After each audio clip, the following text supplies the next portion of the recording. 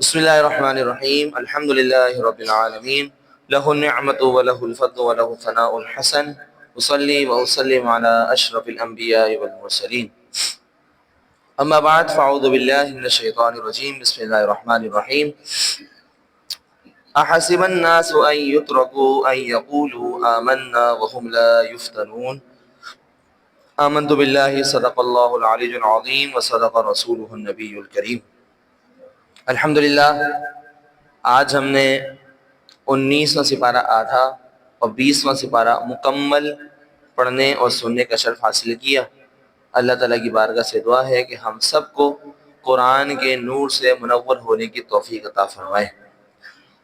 آج انشاءاللہ پارہ نمبر 20 سورہ عنکبوت کی آیت نمبر 2 پر ہم کلام کرنے کا شرف حاصل کریں گے۔ اللہ تعالیٰ فرماتا ہے احسب الناس ان يتركوا ان يقولوا آمنا وهم لا يفتنون۔ بڑا بہترین موضوع ہے، آپ سنیں۔ اللہ تعالیٰ فرماتا ہے کیا لوگ اس بات پر گھمنڈ کرتے ہیں؟ گھمنڈ سمجھتے ہو؟ گھمنڈ کرنا، اس بات پہ گھمنڈ کرتے ہیں کہ وہ ایمان لے کر آئے اور ان پہ آزمائش نہیں ہوگی، کیا ان کو چھوڑ دیا جائے گا؟ اس بات پہ یہ اللہ تعالیٰ فرما رہا ہے۔ اب آپ دیکھیں ہمارے ہاں لوگ بولتے ہیں بھائی ایمان لے آئے تو صحیح، ایمان لے آئے بس ہو گیا، بھائی ایمان سلامت دے کے مرنا ہے ہم نے، باقی اللہ خیر کرے گا، آزمائش وغیرہ کچھ بھی نہیں آئی ہم پہ۔ اللہ تعالیٰ نے ان کے رد پہ ہی آیت نازل فرمائی ہے۔ فرماتے ہیں احسب الناس ان يتركوا، کہ تم لوگ گھمنڈ کرتے ہو اس بات پہ کہ اتنی بات پہ چھوڑ دیا جاؤ گے، کہ ایمان لے کر چل میرا بھائی ٹینشن نہیں ہے، خیر ہے، نہیں ہے، آزمائش آئے گی۔ مفسرین نے لکھا ہے اس آیت کی تفسیر کے اندر کہ جتنا زیادہ مضبوط ایمان ہوگا اتنی زیادہ آزمائش آئیں گے۔ میں آپ کو انبیاء علیہ السلام انبیاء کرام علیہ السلام کے حوالے سے میں کلام ارشاد فرماؤں کہ حضرت ابراہیم علیہ السلام کے بارے میں ان کی مثال سب کے سامنے موجود ہے۔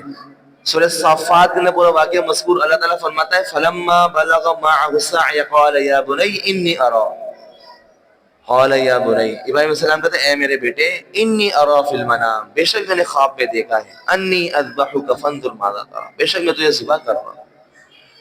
اسماعیل علیہ السلام کہتے ہیں قال یا ابت افعل، اے میرے والد کریے، ما تؤمر ستجدنی انشاءاللہ من الصابرین، جو آپ نے دیکھا ہے نا خواب میں آپ کریں، ان قریب آپ مجھے صبر کرنے والوں میں سے پائیں گے۔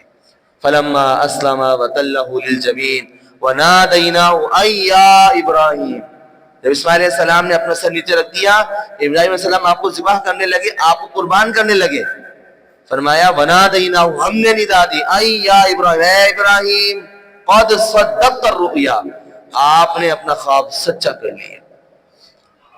تو اللہ کے نبی ہے نا، یہ بھی کہہ دیتے ہیں بھائی میں تو صاحب ایمان ہوں، ختم، آزمائش کوئی آئے گی؟ کتنی بڑی آزمائش ہے اللہ کی طرف سے کہ اپنے بیٹے کو آپ قربان کریں۔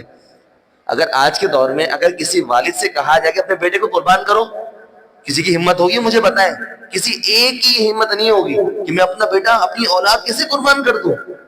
بندے کو سب سے پیاری اس کی اولاد ہوتی ہے، بندہ اپنا مال بھی اولاد کے آگے نہیں دیکھتا، اپنے آپ کو ختم کر دیتا ہے، فنا کر دیتا ہے، یہ میری اولاد ہے، اس کے لیے مجھے کرنا ہے جو بھی کرنا ہے۔ اللہ تعالیٰ نے نبی کو حکم دیا اپنی اولاد کو قربان کرو، کسی اور کے بارے میں نہیں کہا ابراہیم اپنے بیٹے کو قربان کرو۔ جب ابراہیم علیہ السلام نے حکم کی تعمیل کی، تعمیل بجا لائی، تو اللہ نے کیا فرمایا؟ قد صدقت الرؤیا، تو نے اپنا خواب سچا کر لیا، انا كذلك، اور آگے فرماتے سلام علی ابراہیم، ابراہیم پر سلامتی ہو، سلام علی ابراہیم، جس پہ اللہ تعالیٰ سلامتی نازل فرمائے، کیا ہی کہنے ہیں اس نبی کے، سلام علی ابراہیم۔ سورہ صافات پڑھیں آپ، اللہ تعالیٰ نے تفصیل سے واقعہ ذکر فرمایا وہاں پہ۔ تو کہنے کا مقصد، بتانے کا مقصد یہ کہ اللہ کے نبی ہے نا، آزمائش سے اتر بھی آئیے۔ اگر آج کے دور میں اگر کسی والد سے کہا جائے کہ آپ اپنے بیٹے کو قربان کریں، ابا بولے گا بیٹا آجا تجھے قربان کرو، بیٹا کیا بولے گا؟ تو آجا، یہ بولے گا تو آجا تیرے کو میں قربان کرتا ہوں۔ آج کے اولادیں تو بھائی 4G 5G قسم کی اولادیں ہیں، یہ کوئی کسی کے ہاتھ میں آتی ہے؟ ابا تو آجا، ابا کی قربانی ہو جائے گی، پتہ چلا گئے ابا بیٹے کو ذبح کرنے، خود ذبح ہو کے آ رہے ہیں واپسی، ایک ہاتھ میں دھڑ ایک ہاتھ میں سر ہے، چل میرا بھائی۔ تو یہ ہمارے یہاں معاملہ ہے۔ تو یہ ہم یہ نہیں کہہ سکتے کہ بھئی ہم جو کہ صاحب ایمان ہیں، ہم امت محمدیہ میں ہیں، ہم اللہ کے محبوب کی امتی ہیں، ہم اللہ کے محبوب کی امتی ہیں۔ اللہ کے محبوب ہے نا ہمارے پیارے آقا, اور ان کے امتی ہیں ہم آقا کے محبوب ہوئے تو کیا آقا کی امت ہوئے. تو کیا ہم یہ کہہ سکتے ہیں کہ ابھی ہمیں آزمائش نہیں آئے گی؟ ہرگز ایسا نہیں, آزمائش آئے گی. حدیث مبارکہ میں سرکار نے فرمایا جتنی بڑی آزمائش اتنا بڑا اجر. بننے کے بعد جتنی بڑی آزمائش ہے گی اس کو اتنا بڑا صبر, اتنا بڑا اجر اللہ تعالیٰ عطا فرمائے گا اس کو.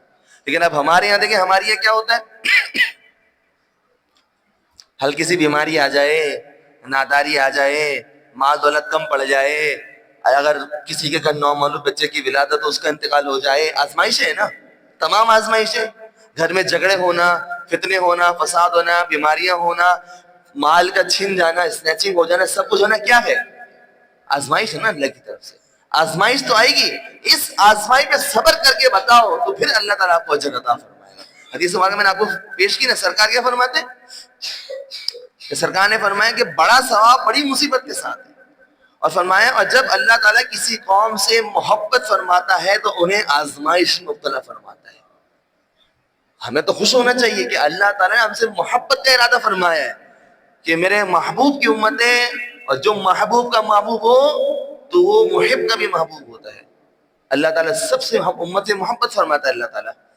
تو اللہ تعالیٰ نے آزمائش میں مبتلا کرا. اور مزے کی بات میں آپ کو بتاؤں, حدیث مبارکہ میں یہ بھی آتا ہے کہ بندہ جب آزمائش میں آتا ہے نا تو اس کا ایمان پتہ چل جاتا ہے مضبوط ایمان ہے یا ڈھیلا ایمان ہے, اس کا فوراً پتہ چل جائے گا. اگر کافروں اور جیسے یہ ہمارے نبی پاک کے زمانے میں منافق ہوتے تھے, ان کا طرح کا ایمان ہوا, دیکھ لیں پتہ چل جائے گا. جیسا مثال میں دودھ کا دودھ پانی کا پانی ہو جائے گا, اور سامنے مثال آ جائے گی بالکل, دودھ کا دودھ پانی کا پانی. اور اسی طرح حضرت سعد فرماتے ہیں سرکار نے فرمایا یا رسول اللہ لوگوں میں سب سے زیادہ سخت آزمائش کیا ہے؟ بھائی سب سے بڑی آزمائش لوگوں پر کیا ہے؟ سرکار نے فرمایا انبیاء کرام علیہ السلام پر سب سے بڑی آزمائش ان پر آتی ہے. پھر درجہ بدرجہ تمام لوگوں کا ذکر فرمایا. پھر آخر میں فرماتے ہیں اگر دین میں مضبوط ہو تو سخت آزمائش ہوتی ہے, اور اگر دین میں کمزور ہو تو اس کے دین کے حساب سے آزمائش کی جاتی ہے. یعنی اگر کوئی بندہ مضبوط دین والا ہو نا تو اس کی آزمائش ہوتی سخت ہوتی ہے, اور جو جتنا ڈھیلا ایمان ہو ایسے ہی بس ایمان اللہ مالک ہے بس اس کا, تو اس کی آزمائش بھی اسی کے لیول کی لیول کے مطابق ہوتی ہے. اگر ہم پہ آزمائش آ رہی تو ہمیں اللہ کا شکر ادا کرنا چاہیے. اللہ پاک چاہ رہے ہیں کہ مرنے سے پہلے ہمارے تمام گناہ معاف ہو جائیں. ان آزمائش کے ذریعے جو ہے ہمارے گناہ معاف ہوتے ہیں.